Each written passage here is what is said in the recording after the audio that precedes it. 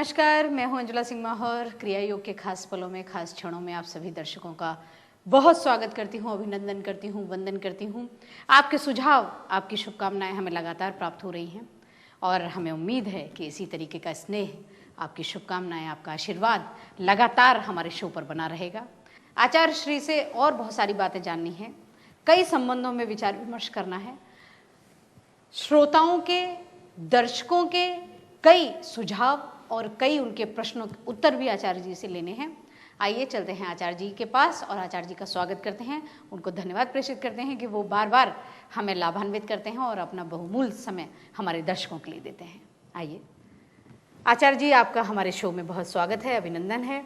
आपको हम बार बार कष्ट देते हैं और आप अपने विशाल हृदय के चलते और अपनी सहजता और सरलता के चलते हमारे दर्शकों को हमारा आतिथ्य स्वीकार करके हमें कृतज्ञ करते हैं।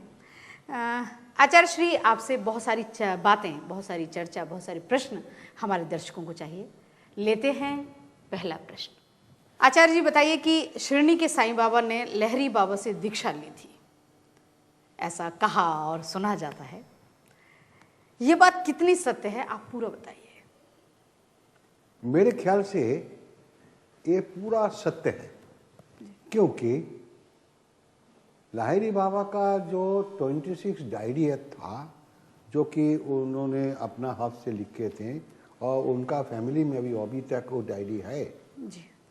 वो डायरी मेरे गुरु सत्यचरण राय जी ने हमको दिया था। हम उससे सब कुछ उठा करके फिर डायरी हम उनका फैमिली में सत्य बाबा का हाथ में रिटर्न कर दिया था। तो उससे जितनी तथ्य है वो हम उठाया था, उसके भीतर से देखा जाता है, उनका लिखा हुआ है कि साईं दास बाबा को उपदेश बतलाया। This word was mention there. तो हम अब इतिहास के तरफ देखने से उस टाइम पर एक ही साईं बाबा था जी, जो कि पीछे वो शिरडी में जाकर के बैठ गया था और उधर में लास्ट बेड तक वो था उधर में जी। बड़ा भारी प्रसिद्ध जोगी था, नो डाउट। तो अभी उसको भगवान साईं बाबा कहते हैं जी, लेकिन उनका डायरी में है साईं दास बाबा, उनको उपदेश बतलाया था जी। अब हम साईं का मतलब देखा कि भगवान, साईं भगवान, दास, जो भगवान को दास है उनको साईं दास बाबा कहते हैं। उनको मैंने दीक्षा दिया था। अभी का जो शिरडी का साईं बाबा है, मुझको कोई बुरा मत माने जी, जो मैं तो सारे जीवन को सत्य को संधान किया जी। इस बारे में भी मैं सत्य को संधान किया। मेरी गलती होने से कोई बता दे, झगड़ा मुझसे नहीं करना जी कोई, क्योंकि महापुरुष को लेकर के मैं झगड़ा करना नहीं चाहते जी। सत्य को उद्घाटन होना चाहिए जी, जो गूढ़ बात है उसको निकल के बात आना चाहिए जी। और जो सत्य बात है उसको मानना भी उचित है जी। तो भगवान का जो दास है, इस बाबा को मैंने दीक्षा दिया। अभी जो हुआ है, साईं भगवान साईं बाबा दास को अमिट कर दिया, उठा दिया जी। असली में उनका नाम था साईं दास बाबा। अब दास को उठा करके भगवान साईं बाबा को, अब इतना चेंज हो गया। और उन्हीं को लेकर के वो जरूर ग्रेट जोगी था, वो भी क्रिया योग करते थे। तो वो विलेज में रहते, तो अभी जो शिरडी है वो विलेज की जगह था और बहुत साल पीछे भी गया था जी, महाराष्ट्र। और उस जगह विजिट करके वो पत्थर के सब कुछ देख के आया था। और वो भी घर सब साथ छोड़े नहीं, वो शादी भी नहीं किए, कोई भक्त के घर में रहते थे और वो साधन में डूब के रहते थे जी। तो ये साधन करने से बहुत किस्म का वो विभूति आता है। तो कुछ विभूति वो गांव वाले को दिखाया, जैसे का कोई किसी का बीमारी हो जाएगा, तेरा बालो हो जाएगा, ये दवाई खा लो, ये सब होता है जी जी जी। ये जोगी का वो हाथ का गंदा चीज वो ऐसा निकल जाते हैं। लेकिन उसको ऐसा करके तो साईं दास बाबा को तो बहुत बड़े एस्टैब्लिशमेंट हो गया। जी। मैं उधर किया, वहाँ का जो कमेटी मेंबर्स रहे उन लोगों से बातचीत भी किया, मुझकी बहुत इज्जत भी किया। वहाँ जा कर के मंदिर में मैं साईं बाबा को प्रणाम करके भी आया, सब ठीक है। लेकिन ये चीज को, ये सत्य जो उद्घाटन हो गया, इसको जगतवासी को मान लेने से मेरे ख्याल से अच्छा होगा जी। इससे ज्यादा मैं बोलना नहीं चाहते। जी। आचार्य श्री ने बताया कि साईं बाबा के भी जो गुरु थे वो लाहिरी बाबा थे, बल्कि साईं भक्तों के लिए ये बड़ी शुभ सूचना है, बड़ा अच्छा संदेश है कि साईं बाबा तो भगवान के रूप में आपको प्राप्त हुए ही हैं, उनके भी गुरु लाहिरी बाबा के रूप में आपको प्राप्त हो, उनका भी परिचय प्राप्त हो। सिर्फ ये उद्देश्य और यही मनोकामना है। आचार्य जी बताइए कि सर्वम प्राणमयम जगत, इस बारे में पूरा वर्णन कीजिए, क्या है ये? ये जो प्राण, पहले हम बताया यही धर्म है जी। ये हम सबके भीतर है तो हम सब जिंदा है। जी। वो अगर उसका वाइब्रेशन 10 में चले जाएगा तो हम सब मर जाएंगे। जी। यही तो मेरा लाइफ है। जी। और वो लाइफ है वो ऑक्सीजन के ऊपर। जी। जब मादरसुम में था तो ऑक्सीजन नहीं लेते थे, मादरसुम से बाहर आया तो ऑक्सीजन चालू हो गया। जी। अब जब ये बंद हो जाएगा तो डेड हो जाएगा। जी। तो ये जो भीतर से खींच के जो लेता है और छोड़ता है वो बचा के रखता है। जी। ये जो ऑर्गन जो है उसको, उसका बचा के कौन रखता है? जी। और ये हार्ट, लंग को कौन बचाता है? डॉक्टर कहते हैं कि ब्रेन। तो ब्रेन को कौन बचाता है? आपको कोई आंसर नहीं है। कोई आंसर नहीं। जी। तो वो सब को लेकर के जो मालिक है, head to tail, head to leg, वो है भगवान। जी। वो है तो ये शरीर का इज्जत है। हम अभी आपसे बात कर सकते हैं, वो नहीं है तो डेड बॉडी बात नहीं कर पाएंगे। नहीं कर सकते। जी। आचार्य जी हमें बताइए कि जितनी देवी देवताओं की मूर्तियां देखी जाती हैं उनके साथ योग का क्या संपर्क है? ओहो, बहुत बड़ा प्रश्न है। ठीक है, मैं कोशिश करूंगा। मुझे कोई क्षमा कीजिए कि कोई गलती हो तो माफी कर देना। हमारे इधर भारत में भगवान शिव शंकर, नारायण, विष्णु, राम, भगवान कृष्णा और बहुत भी देवी है, जैसा काली है, दुर्गा है, चंडी है, ये सब बहुत कुछ देवी देवी भी है। ये सब बहुत हो गया, मतलब प्लूरल हो गया, सिंगुलर नहीं हुआ। जी।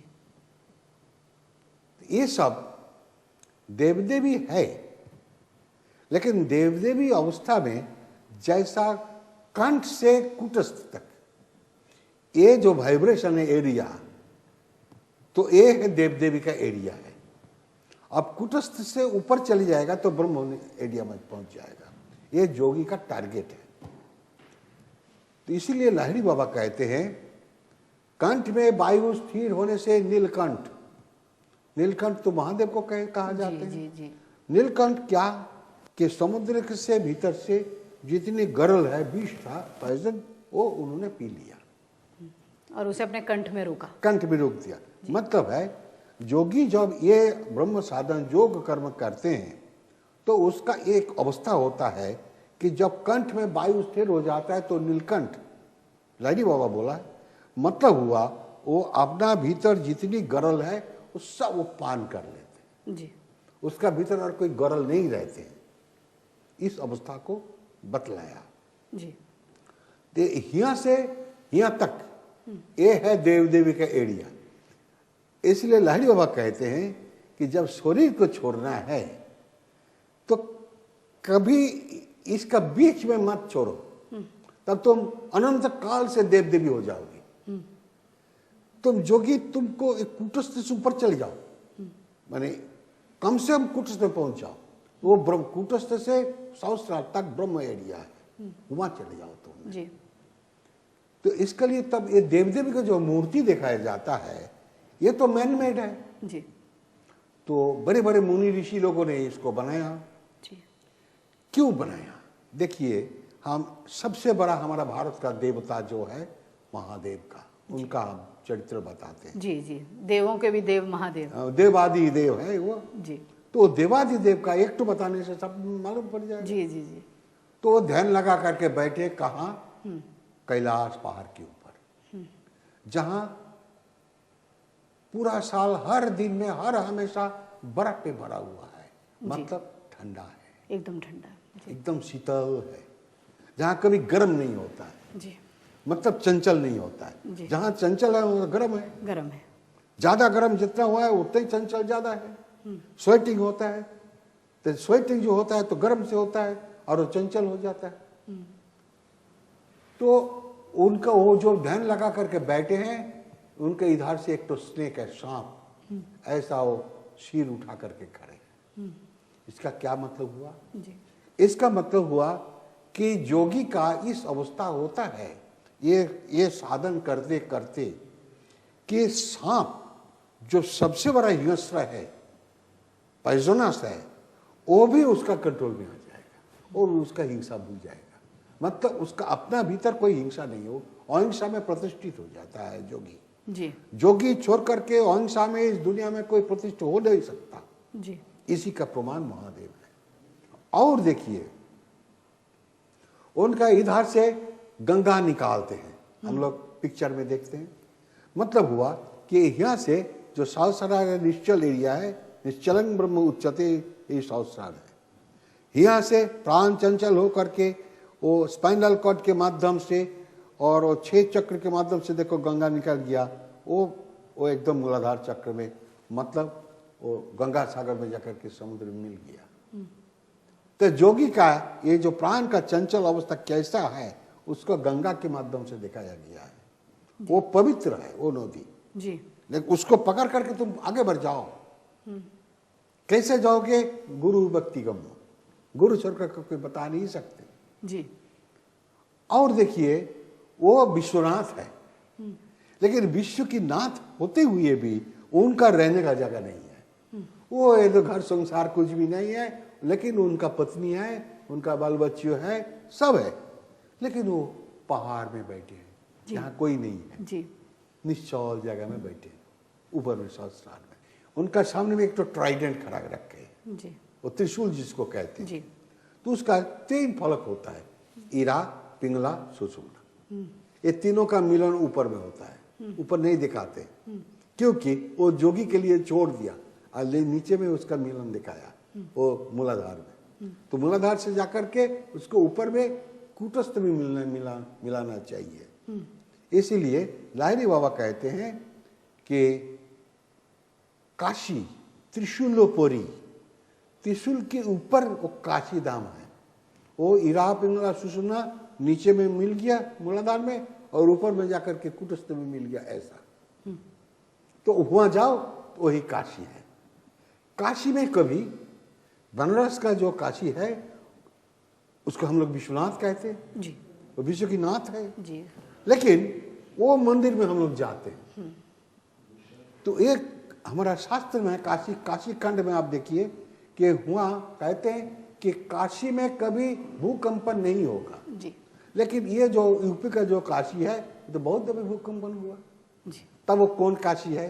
वो काशी त्रिशूलोपरि, जहाँ भूकंपन नहीं है, मतलब जहाँ चंचल नहीं है। जी, तो ये जो ट्राइडेंट है, ये जो सांप है, ये और हिंसा भूल गया और यहाँ से गंगा होता है तो साधन के प्रतीक दिखाया।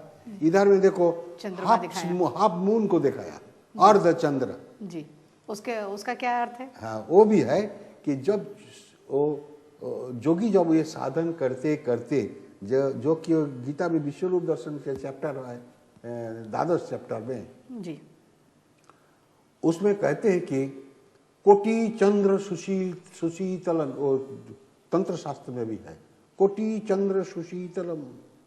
और आसमान का जो सूर्य है वो सहस्रांशु, सहस्र सूर्य सम तेज, 1000 सूर्य के मुताबिक तेज, और 1 करोड़ चंद्र के मुताबिक उनका स्निग्ध। स्निग्ध जानते हैं?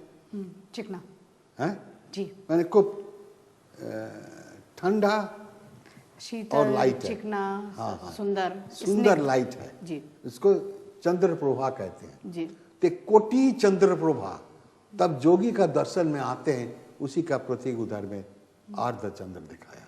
क्योंकि उसका फूल अगर दिखा देगा, दोनों सिर को लेकर के, दोनों मुंह को लेकर के उसको ज्वाइन कर देगा तो अनंत नहीं होता है।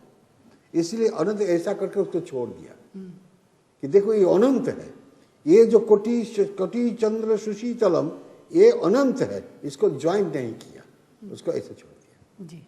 तो इसको हमेशा ये सब जोगी का भीतर की बात को दिखाते हैं। अच्छा, उनका जो वाहन है, हाँ, वाहन जो है नंदी, नंदी जो उसके है, बारे में? हाँ, चतुष्पाद सकल धर्म, तो इसे वृष, ये जो वृष है वो धर्म के प्रतीक है जी। वो हमारा धर्म के प्रतीक है। इसीलिए भगवान शंकर जिसका आदि और अंत नहीं है वही शंकर है, वही भगवान शिव शंकर है, वही विश्वनाथ है जी। तो उनका वाहन है वही नंदी जिसका चारों पैर है, जी। चतुष्पाद सकल धर्म, ये हमारा सनातन धर्म का चारों पाद है जी। अच्छा, ये इतनी जटाएं वटाएं लगाए रहते हैं। हाँ, भभूति जटा मल। देखिए असली में तो जटा तो हो नहीं सकता। इसका मतलब हुआ कि इतनी लंबा साधन करते हैं जोगी कि उसका सिर में जटा हो जाते। अभी तो नकली जटा लगा लेते हैं और उसको गम लगा करके जटा बनाते हैं जी। ये तो नकली हो गया। लेकिन साधन में इतने मशगूल है कि उसका चूल में वो चिरनी नहीं लगाया तो जटा हो गया जी। तो यही बात है। जैसा गेरुआ कपड़ा, वो इतनी लंबा साधन करते हैं कि ये जो सादा जो व्हाइट कपड़ा जो है इसको साबुन देना भूल गए, अरे तो इसलिए वो मिट्टी का रंग हो गया, उसी का गेरुआ कहते हैं। लेकिन अभी तो मिल से वो पेपर कपड़ा बना करके आते, उससे साधु लोग पढ़ते हैं। वो असली में ये चीज नहीं है। जी जी। वो इतने साधन में मशगूल है कि उसका शरीर में साबुन नहीं देना भूल गए, जी जी जी। और कपड़ा में साबुन देना भूल गए, सिर शैम्पू देना साबुन देना भूल गए, इसलिए जटाएं। इसलिए जटा दिया। वो आपसे आप हो जाता है। नकली धर्म नहीं चाहिए, जी। जो असली धर्म है उसको पालन करो, तुम्हारा जीवन धन्य हो जाएगा। नकली धर्म नहीं चाहिए, आडंबर नहीं चाहिए। आडंबर नहीं चाहिए, कुछ भी आडंबर नहीं चाहिए। और ये क्रिया जो अगर कोई करे तो उसको एक फूल एक बिल्व पत्र भी नहीं चाहिए, जी। कुछ भी नहीं चाहिए। जी। वो बैठो और अपना काम करो। तो इसमें आचार्य जी कहते हैं कि भगवान शिव को फूल चढ़ाओ, बेलपत्र चढ़ाओ, धतूरा हाँ, चढ़ाओ, तो इस सब के पीछे क्या? हाँ, ये भी देखिए, ये भी एक बड़ा प्रश्न है। ये हमारा गीता में, भगवत गीता में है, पत्रंग पुष्पंग फलंग तोअंग जो मे भक्ता प्रजच्छति। जी। तो जब प्रश्न किया थी इसको भी मैं बताने का कोशिश करता हूँ। जी। गलती होने से आप लोग सब माफ कीजिएगा। जी जी जी। मेरा जितना ज्ञान है मैं उतना ही बताऊंगा। जी। लेकिन पत्रंग, कौन सा पत्रंग? तुलसी पत्रंग, बिल्व पत्रंग, वो तो गीता में नहीं बताए। चारों चीज जो मैं भक्ता प्रजच्छति, जो देते हैं मैं उसको ग्रहण करता हूं। तो पत्र देना चाहिए। कौन सा पत्र तो नहीं बताया, वो तो मैन मेड है, मनुष्य ने बनाया कि शिव का सिर में बिल्व पत्र दो और नारायण का सिर में तुलसी पत्र दो। जी। वो तो हम लोग मनुष्य ने बनाया, हमारे शास्त्र में नहीं बताया। शास्त्र में है कि पत्रंग देना है। जी। हम लोग ये देखिए दूर में एक तो पेड़ खड़े हैं, बड़े पेड़, उसमें अभी ये विंटर के बाद उसका सब पत्ता गिर गया। जी। अभी उसको मालूम पड़ गया कौन सा पेड़ है, मालूम नहीं होता। हाँ, नहीं तो एक पेड़ का परिचय है उसका पत्ता के माध्यम से। जी। तो पत्रंग देना का मतलब पेड़ को दे देना। जी। अभी वो पेड़ कहाँ है? हम तो इतना मोटा पेड़ को लेकर के भगवान को कैसे देगा? हम तो उठा नहीं सकते उसको। हाँ, काट सकते हैं, लेकिन तो भी उतना बड़ा है कि उसको काट करके हम कैसे देगा? हम तो कंधे में नहीं ले सकते उतना बड़े को। ये सब निशानी प्रतीक है। तो वो बाहर का पेड़ नहीं है और वृक्ष भी नहीं है। तो वृक्ष कौन है? ईदं शरीरं कौन्तेय क्षेत्रमिति दीयते। ये जो शरीर है, ये क्षेत्र है, ये मित्र है, सब कुछ यही है। और ऊर्ध्वमूलं अधो शाखं असत्य प्राहुरव्ययम, ये देखो यही वृक्ष है। जी। वो भी गीता में बताया। तो ये शरीर को देना है। अरे इतना बड़ा शरीर को मैं कैसे दे दूंगा? ये तो खून से और गोश्त से बनाया हुआ है, हड्डी से बनाया है, इस शरीर को कैसे दे देंगे? ये भी संभव है, तो हम मर जाएंगे। तो पहले तो हमको तो बचना है, पीछे तो भगवान है, तो हम कैसा बचेगा? और तो शरीर को नहीं देना चाहिए। तब क्या देना है? ऐसा साधन करो कि तुम्हारे शरीर का बोध चली जाए जी। जैसा हमारा वाल्मीकि मुनि प्रतीक है। ऐसा साधन किया था कि एकदम वो जो मट्टी जो कीड़ा है ना बनाता है, वो एंट की माफी, हाँ, व्हाइट एंट्स, जी जी जी जी तो उसका वो मट्टी से घेर लिया। मतलब उसका उनका शरीर बहुत कुछ है ही नहीं था। जी लाहिरी बाबा भी कहते हैं 9 दिन 9 रात 10 दिन 10 रात बिना खाए पिए सोए प्रेम लगाओ। अब सोचिए कितना साधन करते हैं खुद भगवान होते हुए भी, और हम लोग आधा घंटा क्या करें, 1 घंटा करें तो बाप रे बाप चलो। जैसा हम एक तो एग्जाम्पल दिया कि भगवान शिव शंकर को लेकर के, और जो शिवलिंग है उसमें भी हम लोग पानी डालते हैं।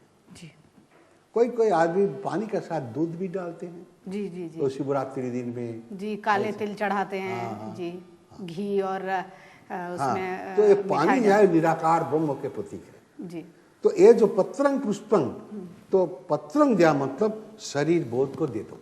जी अब उनको देना है पुष्पंग, सेकंड आइटम। पुष्पंग तो अभी उस वक्त तो हाथ तो हिलेगा नहीं, वो तो एकदम फिक्स हो गया, समाधि में आ गया। अब यहाँ हमारा उसका दाहिना बाजू में फूल रहे तो हाथ उठा कर दे नहीं सकता, हाथ तो बंद हो गया। जी वो तो ध्यान में डूब गया एकदम। कैसा वो बाहर का फ्लावर देगा? बाहर का चीज कोई नहीं चाहिए जोगी का। जोगी का बाहर का चीज का जरूरत नहीं है। जी ऐसे कि उसका सासा का भी जरूरत नहीं है, वो विदाउट सासा में जिंदा रहेगा डेज आफ्टर डेज, उसको ऑक्सीजन भी नहीं चाहिए। तो उस वक्त फूल देना है। फूल क्या चीज है? वो भी सुंदर का प्रतीक है। जैसा पत्र जो है वो वृक्ष का प्रतीक है, जी वैसा फूल जो है वो सुंदर का प्रतीक है। जी तो उस वक्त जोगी जो ध्यान लगा करके ऐसा बैठ गया तो उनका भीतर में सुंदर क्या चीज है? जी जो आत्म सूर्य है। जी इससे ज्यादा सुंदर जगत में नहीं है। इसलिए जब छोटे बच्चों को मादा सूर्य से निकाल के आते हैं तो उसका ध्यान टूट जाते हैं, वो आत्म सूर्य से निकल जाते हैं। वहां वहां क्या हो गया मेरा को, मैं तो कितना अच्छा आनंद में था, वो निकल गया।